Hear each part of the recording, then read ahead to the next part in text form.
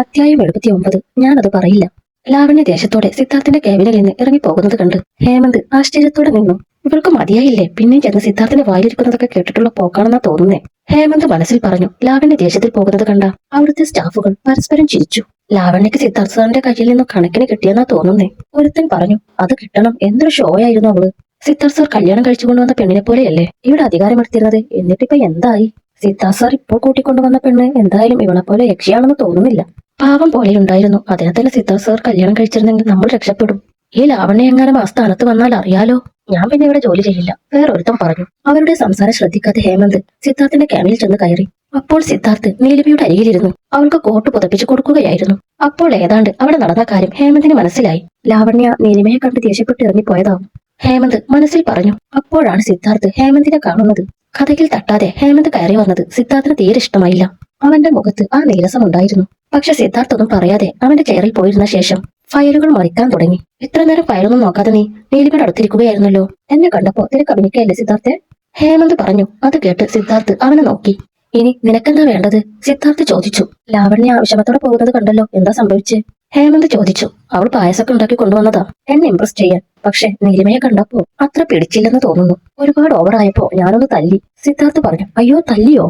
എന്തിന്? ഹേമന്ത് അതിശയത്തോടെ ചോദിച്ചു. നീലിമ അവൾക്ക് വായിൽ തോന്നുന്നത് വിളിച്ചു പറയാനുള്ള ആളല്ല. അതിനി നീ ആയിരുന്നാലും ഞാൻ അങ്ങനെ തന്നെ പ്രതികരിക്കൂ, സിദ്ധാർത്ഥ് പറഞ്ഞു. ഹേമന്തിന് കാര്യങ്ങൾ വ്യക്തമായി മനസ്സിലായില്ല. അവൻ സിദ്ധാർത്ഥിന്റെ നേർക്ക് നോക്കി. അല്ല, തല്ലാ മാത്രം അവൾ എന്താ പറഞ്ഞേ? ഹേമന്ത് ചോദിച്ചു. അത് നീ അവളോട് പോയി ചോദിക്ക്, എനിക്ക് വേറെ പണിയുണ്ട്, സിദ്ധാർത്ഥ് പറഞ്ഞു. അവളോടെല്ലാം തന്നെ ഞാൻ പറഞ്ഞിട്ടുണ്ട്. നിനക്ക് അവളെ ഒരിക്കലും അവൾ കരുതുന്നത് പോലെ ഇഷ്ടപ്പെടാൻ കഴിയില്ലെന്ന്. എന്നിട്ട് പഠിക്കുന്നില്ലെങ്കിൽ ഞാൻ എന്ത് ചെയ്യാനാ? ഹേമന്ത് പറഞ്ഞു. നീ ഒന്നും ചെയ്യണ്ട, ദേ നിന്റെ ലാവണ്യെ കൊണ്ടുവന്ന പായസം എടുത്തിട്ട് പോവാൻ നോക്ക്. അപ്പോഴാണ് ഹേമന്ത് പായസപാത്രം ശ്രദ്ധിക്കുന്നത്. പാവം, കഷ്ടപ്പെട്ടുണ്ടാക്കി കൊണ്ടുവന്നതാവും. നിനക്ക് കഴിക്കായിരുന്നില്ല സിദ്ധാർത്ഥ്, ഹേമന്ത് പറഞ്ഞു. എനിക്ക് വേണ്ടത് നീ തന്നെ കഴിക്കൂ, നിനക്കാവുമ്പോ നന്നായി ഇഷ്ടപ്പെടും, സിദ്ധാർത്ഥ് പറഞ്ഞു. അതേടാ, അവൾ വിഷം ഉണ്ടാക്കി കൊണ്ടുവന്നാലും ഞാൻ കുടിക്കും, ഞാൻ തന്നെ കഴിച്ചോളാം അത്. ഹേമന്ത് പായസപാത്രം ചെന്നെടുത്തു. അപ്പോഴാണ് നീലിമ ഉണരുന്നത്. അവൾ കണ്ണുകൾ തിരുമ്മി ചുറ്റും നോക്കി. സിദ്ധാർത്ഥിന്റെ ഓഫീസ് ക്യാബിനിലാണ് താൻ കിടന്നുറങ്ങിയതെന്ന് ബോധ്യം വന്നപ്പോൾ നീലിമ എഴുന്നേറ്റു. അപ്പോഴാണ് അവിടെ ഹേമന്തിനെ കാണുന്നത്. ഹായ് ഹേമന്ത്, ഇതെന്താ ഇവിടെ? ഞാൻ നിങ്ങളെ ഇവിടെ കാണുമെന്ന് പ്രതീക്ഷിച്ചേയില്ല, നീലിമ പറഞ്ഞു. അവൾ ഉണർന്നത് കണ്ട് ഹേമന്തും സിദ്ധാർത്ഥും അവളെ നോക്കി. ഹായ് നീലിമ, ഞാനും തന്നെ ഇവിടെ തീരെ പ്രതീക്ഷിച്ചില്ല. അതും സിദ്ധാർത്ഥിന്റെ ക്യാബിനിലിരുത്ത് ഉറക്കുന്നത് കാണേണ്ടി വരുമെന്ന് ഒട്ടും പ്രതീക്ഷിച്ചില്ല, ഹേമന്ത് പറഞ്ഞു. അപ്പോഴാണ് അവരൊക്കെ ക്യാബിനിൽ വന്നിട്ടും അതൊന്നും അറിയാതെ ഉറക്കത്തിലായിരുന്നു താനെന്ന് നീലിമ അറിയുന്നത്. അവൾക്ക് അതിൽ ഇത്തിരി ജാള്യത തോന്നി. ഹേമന്ത് അങ്ങനെ നീലിമയോട് സംസാരിച്ചത് സിദ്ധാർത്ഥിന് ഇഷ്ടമായില്ല.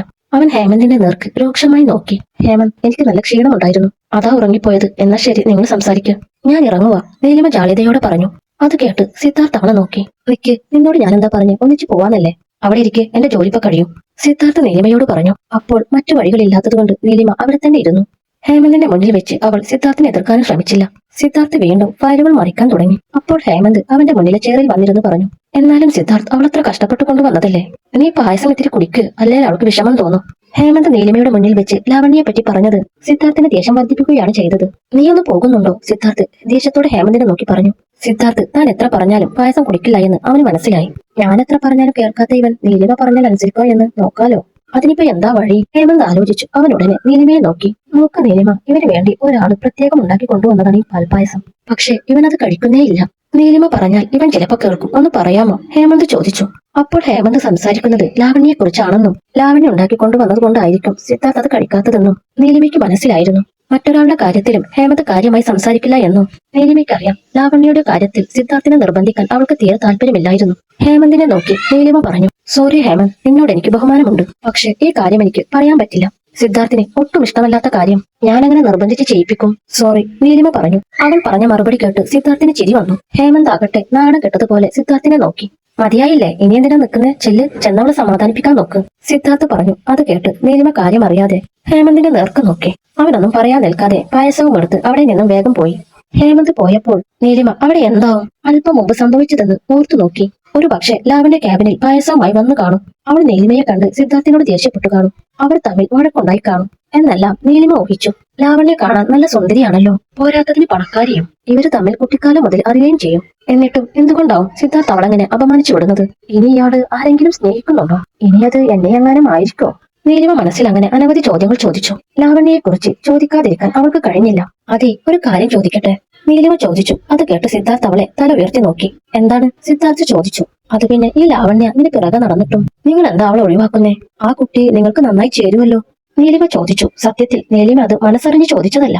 സിദ്ധാർത്ഥിന്റെ മനസ്സിൽ ലാവണ്യക്ക് എന്തെങ്കിലും സ്ഥാനമുണ്ടോ എന്നറിയാനും കൂടി വേണ്ടിയാണ് നീലിമ അത് ചോദിച്ചത്. അത് സിദ്ധാർത്ഥിന് മനസ്സിലായിരുന്നു. ഇതൊക്കെ നീ എന്തിനാ അറിയുന്നത്? നീ നിന്റെ കാര്യം നോക്ക്, സിദ്ധാർത്ഥ് പറഞ്ഞു.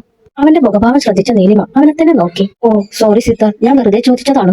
നീലിമ ഉടനെ പറഞ്ഞു. തനിക്ക് ഒട്ടും അസൂയയില്ലല്ലേ? സിദ്ധാർത്ഥ് കളിയാക്കിയ മട്ടിൽ പറഞ്ഞു. അത് കേട്ട് നീലിമ മുഖം വീർപ്പിച്ചു. അതെ, എനിക്ക് അസൂയുള്ളത് കൊണ്ടൊന്നല്ല ഞാൻ അങ്ങനെ ചോദിച്ചത്. ലാവണ്യ കൊണ്ടുവച്ച പായസം പോലും നിങ്ങൾ കുടിച്ചില്ലെന്ന് ഹേമന്ത് പറഞ്ഞത് കേട്ടപ്പോഴാ അങ്ങനെ ചോദിച്ചത്. ഇനി ചോദിക്കുന്നില്ല പോരെ? നീലിമ പറഞ്ഞു. അവൾ പറഞ്ഞത് കേട്ട് സിദ്ധാർത്ഥിന്റെ മുഖത്ത് ചിരി വിരിഞ്ഞു. അവൻ ഫയലിലേക്ക് ശ്രദ്ധിക്കുന്നത് പോലെ തല താഴ്ത്തി. നീലിമ ഒരു മാഗസിൻ എടുത്ത് മറിച്ചുകൊണ്ടിരുന്നു. സിദ്ധാർത്ഥിന്റെ ജോലി തീർന്നപ്പോൾ അവൻ നീലിമയോടൊപ്പം അവിടെ നിന്നും ഇറങ്ങി. സിദ്ധാർത്ഥിന്റെ കൈപിടിച്ച് അവൾ ഇറങ്ങി പോകുന്നത് ആശ്ചര്യം വിടാതെ സ്റ്റാഫുകൾ നോക്കി നിന്നു. രാത്രി നഗരത്തിൽ ഒരു ബാറിൽ ഒറ്റയ്ക്കിരുന്ന് മദ്യപിക്കുകയായിരുന്നു ലാവണ്യ. സിദ്ധാർത്ഥ് തൻ തല്ലിയ കാര്യം പോലും അവൾക്ക് ക്ഷമിക്കാൻ കഴിയുമായിരുന്നു. പക്ഷേ അവളേക്കാൾ സിദ്ധാർത്ഥിന് പ്രധാനപ്പെട്ടത് നീലിമയാണെന്ന് പറഞ്ഞത് മാത്രം അവൾക്ക് സഹിക്കാൻ കഴിഞ്ഞില്ല. അവൾക്ക് സങ്കടം സഹിക്കാൻ കഴിയാതെ ഇടയ്ക്കിടെ കണ്ണു തുടച്ചുകൊണ്ടിരുന്നു. ഈ സമയം ഹേമന്ത് ലാവണ്യയെ തിരക്കി നടക്കുകയായിരുന്നു. അവൾ വീട്ടിലും ക്ലബിലും ഒന്നുമില്ലെന്ന് മനസ്സിലായപ്പോൾ അവന് ചെറിയ ഭയം തോന്നിയിരുന്നു. അത്ര വിഷമിച്ചാണ് ലാവണ്യ സിദ്ധാർത്ഥിന്റെ ഓഫീസിൽ നിന്ന് ഇറങ്ങിപ്പോയത്. അവളെ അങ്ങനെ തകർന്ന് അവൻ കണ്ടിട്ടില്ല. അതിന്റെ പേടിയായിരുന്നു ഹേമന്തിന്. ഹേമന്ത് അവളെ അന്വേഷിച്ച് ഒടുവിൽ അവൾ സ്ഥിരമായി പോകാറുള്ള ബാറുകളിലേക്ക് വന്നു. അവന്റെ ഊഹം തെറ്റിയില്ല. അതിലൊരു ബാറിൽ അവൻ അവളെ കണ്ടെത്തി. ഹേമന്ത് ഉടനെ ലാവണ്യ ഇരിക്കുന്ന ടേബിളിലേക്ക് ചെന്നു. ലാവണ്യ അപ്പോൾ പുതിയൊരു ബോട്ടിൽ മദ്യം തുറന്നു കുടിക്കാൻ തുടങ്ങുകയായിരുന്നു. അവൾ അപ്പോൾ തന്നെ കുടിച്ച് ഓവറാണെന്നും അവളുടെ ഇരിപ്പ് കണ്ടു തന്നെ ഹേമന്തിന് മനസ്സിലായി. അവൻ ഉടനെ ആ ബോട്ടിൽ ലാവണ്യയുടെ കയ്യിൽ നിന്ന് പിടിച്ചു വാങ്ങി. ലാവണ്യ ആരാണ് ബോട്ടിൽ തട്ടിയെടുത്തതെന്ന് ദേഷ്യത്തിൽ നോക്കി. അത് ഹേമന്താണെന്ന് മനസ്സിലായപ്പോൾ അവളൊന്ന് തണുത്തു. നീ എന്തിനാ ഇങ്ങോട്ട് വന്നേ? ലാവണ്യ ചോദിച്ചു. നിന്നെ തപ്പി വന്നതാ. ഹേമന്ത് അവൾക്ക് മുന്നിലെ കസേരയിൽ ചെന്നിരുന്നു കൊണ്ട് പറഞ്ഞു. തപ്പി വരാൻ ഞാനെന്തോന്ന് കൊച്ചുകുട്ടിയാണോ? നീ പോയേ? ലാവണ്യ പറഞ്ഞു. ഞാൻ പോകുന്നില്ല. അല്ല, എന്താ നിന്റെ പ്രശ്നം? ഹേമന്ത് ചോദിച്ചു. നിന്നോടെല്ലാം പറയണമെന്നുണ്ടോ? നീ എന്നോടെല്ലാം പറയാറില്ലല്ലോ. ആ നീലിമ സിദ്ധാർത്ഥിന്റെ ആരാണെന്ന് ഇന്ന് വരെ നീ പറഞ്ഞിട്ടില്ല. പക്ഷെ ഇന്ന് എനിക്ക് എല്ലാം മനസ്സിലായടാ, ലാവണ്യ വിഷമത്തോടെ പറഞ്ഞു. അത് കേട്ട് ഹേമന്തിന് സങ്കടം തോന്നി. നീ ഇപ്പോ എന്തറിഞ്ഞെന്നാണ് ഹേമന്ത് ചോദിച്ചു. അത് കേട്ട് ലാവണ്യ ദേഷ്യത്തോടെ ഹേമന്തിന്റെ നേർക്ക് നോക്കി. നീ ചുമ്മാ പൊട്ടം കളിക്കല്ലേ ഹേമന്തേ. എനിക്കറിയാം നീലിമ സിദ്ധാർത്ഥിന്റെ ലവർ ആയിരിക്കും. അല്ലാതെ ഒരു ബന്ധമില്ലാത്ത ഒരുത്തിയെ ഇങ്ങനെയാണ് സിദ്ധാർത്ഥ അവന്റെ ക്യാബിനിൽ കയറ്റുന്നത്. അതും ഞാൻ ചെല്ലുമ്പോ അവള് കിടന്നുറങ്ങുവാ. അവളെങ്ങാനും ഉണർന്നാലോന്ന് കരുതി അവൻ കാണിച്ച വെപ്രാളം നീ ഒന്ന് കാണണമായിരുന്നു. ലാവണ്യ പറഞ്ഞു. ഹേമന്ത് മറുപടി പറഞ്ഞില്ല. സത്യത്തിൽ അവനെന്ത് പറയണമെന്ന് തന്നെ അറിയില്ലായിരുന്നു. മറ്റൊരു അവസരത്തിലായിരുന്നുവെങ്കിൽ നീലിമ സിദ്ധാർത്ഥിന്റെ ആരുമല്ല എന്നും ഹേമന്ത് ചിലപ്പോൾ നിസ്സാരമായി പറഞ്ഞു കളഞ്ഞാല്. പക്ഷെ അവളോട് കള്ളം പറയാൻ അവന് തോന്നിയില്ല. അവൻ ലാവണ്യയെ നോക്കി. നിനക്കെല്ലാം അറിയാമെന്ന് എനിക്ക് നല്ലതുപോലെ മനസ്സിലായതാണ് ഹേമന്ത്. നീ സിദ്ധാർത്ഥിന്റെ ഉറ്റ സുഹൃത്തല്ലേ. നീ അറിയാതെ ഒന്നും നടക്കില്ല. ലാവണ്യ പറഞ്ഞു. അവൾ വീണ്ടും കുടിക്കാനുള്ള പുറപ്പാടിലായിരുന്നു. മതി കുടിച്ചത്. നീ എന്തിനാ സിദ്ധാർത്ഥിന്റെ പുറകെ ഇങ്ങനെ നടക്കുന്നത്? അതുകൊണ്ടല്ലേ ഇങ്ങനെ ഓരോന്നും കേൾക്കുന്നേ? ഹേമന്ത് ചോദിച്ചു. എടാ, നിനക്കറിയാലോ എനിക്ക് സിദ്ധുവിനെ എത്രത്തോളം ഇഷ്ടമാണെന്ന്. അവനെ ഞാൻ സ്നേഹിക്കുന്നതാണോ ഇപ്പൊ കുറ്റം? ചെറുപ്പം മുതൽ നമ്മളെല്ലാം അവന്റെ കൂടെ ഉണ്ടായിരുന്നേ. ഇപ്പൊ എവിടെ നിന്നാ ഈ നീലിമ കയറി വന്നേ? ലാവണ്യ ചോദിച്ചു. നീ സിദ്ധാർത്ഥിന്റെ കാര്യത്തിൽ ഇടപെടാൻ പോകുന്നത് നിർത്തുന്നതാ നല്ലത്. നിന്നെ ഇഷ്ടമല്ലാത്ത അവന്റെ പുറകെ നടക്കുന്ന നീ നിന്റെ കൂടെ നടന്ന് ചങ്ക് പറിച്ച് സ്നേഹിക്കുന്നവരെ കാണുന്നില്ല നീ. അല്ലെങ്കിൽ കാണാൻ ശ്രമിക്കുന്നില്ല. ഞാൻ കൂടുതലൊന്നും പറയുന്നില്ല, മടുത്തെനിക്ക്.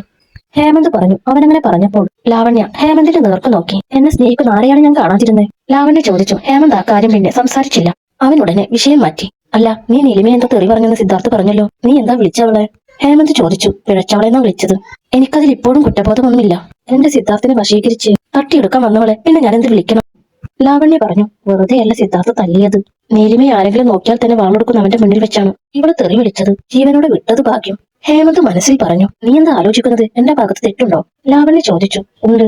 നീ കരുതുന്നത് പോലെ നീലിമ അവനെ വളച്ചതോ വശീകരിച്ചതോ ഒന്നുമല്ല. ആ കുട്ടി നല്ലവളാണ്. സിദ്ധാർത്ഥിന്റെ പണം കണ്ട് കൂടെ നിൽക്കുന്നവളല്ല. അത്രേ എനിക്ക് പറയാനാവും. ഹേമന്ത് പറഞ്ഞു. അവൻ പറഞ്ഞത് കേട്ട് ലാവണ്യ ഒന്നും മനസ്സിലാവാതെ അവനെ തന്നെ നോക്കി. എടാ, അവളല്ല എന്റെ ഇപ്പൊ പ്രശ്നം. സിദ്ധാർത്ഥ് എന്നേക്കാൾ പ്രാധാന്യം അവൾക്ക് കൊടുക്കുന്നത് എനിക്ക് പ്രശ്നം. ഇന്ന് തന്നെ ഞാൻ അവനോട് തുറന്നു ചോദിച്ചു ഈ കാര്യം. അപ്പൊ അവൻ നീലിമയാണ് അവന് വലുതെന്ന് തുറന്നു പറഞ്ഞു കളഞ്ഞു. എന്റെ മനസ്സ് വേദനിക്കുന്ന പോലും അവൻ ഓർത്തില്ല. അതിലാണ് എനിക്ക് വിഷമം. ലാവണ്യ പറഞ്ഞു. അവൻ അങ്ങനെ പറഞ്ഞോ? ഹേമന്ത് ചോദിച്ചു. പറഞ്ഞു. ലാവണ്യ ഇഷ്ടമില്ലാത്ത മട്ടിൽ മൂളിക്കൊണ്ട് പറഞ്ഞു. അപ്പൊ മോളെ, നീ അധികം അങ്ങോട്ട് ചെല്ലാതിരിക്കുന്നതാണ് നല്ലത്. കലിപ്പൻ സാറ് നീലിമയെ ശരിക്കും സ്നേഹിച്ചു തുടങ്ങിയെന്നാ എനിക്ക് തോന്നുന്നത്. ഹേമന്ത് മനസ്സിൽ പറഞ്ഞു. അതറിഞ്ഞാൽ ലാവണ്യ വിഷമിക്കും എന്നുള്ളത് കൊണ്ട് അവൻ അവളോട് അതേപറ്റി പറഞ്ഞില്ല. ലാവണ്യ ഹേമന്ത് എന്താണ് പറയാൻ പോകുന്നതെന്ന് അറിയാതെ അവനെ നോക്കി. നീ വാ, വീട്ടിലേക്ക് പോവാം, ഹേമന്ത് പറഞ്ഞു. ഹേമന്ത് ഒരിക്കലും തന്നോട് നീലിമ സിദ്ധാർത്ഥിന്റെ ആരാണെന്ന് പറയില്ലെന്നും അവൻ വിഷയത്തിൽ നിന്ന് ഒഴിഞ്ഞു മാറുന്നതാണെന്നും അതോടെ ലാവണ്യ മനസ്സിലാക്കി. അവൾ ഹേമന്തിന്റെ നേർക്ക് നോക്കിക്കൊണ്ട് എഴുന്നേറ്റു. നീ ഇനി പറയണ്ട, ഞാൻ നേരിട്ട് ചെന്ന് ചോദിച്ചോളാം അവളോടും അവനോടും. എന്താ അവര് തമ്മിലുള്ള ബന്ധബന്ധം? നമ്മളെപ്പോലും അധികം വീട്ടിലേക്ക് അടുപ്പിക്കാത്ത സിദ്ധാർത്ഥ് അവളെ വീട്ടിൽ താമസിപ്പിക്കുന്നത് എന്ത് ബന്ധത്തിന്റെ പുറത്താണെന്നും എനിക്കറിയണം. ഞാനത് അറിഞ്ഞിരിക്കും. ലാവണ്യ അവസാന ഗ്ലാസ് മദ്യം കുടിച്ചുകൊണ്ട് പറഞ്ഞു.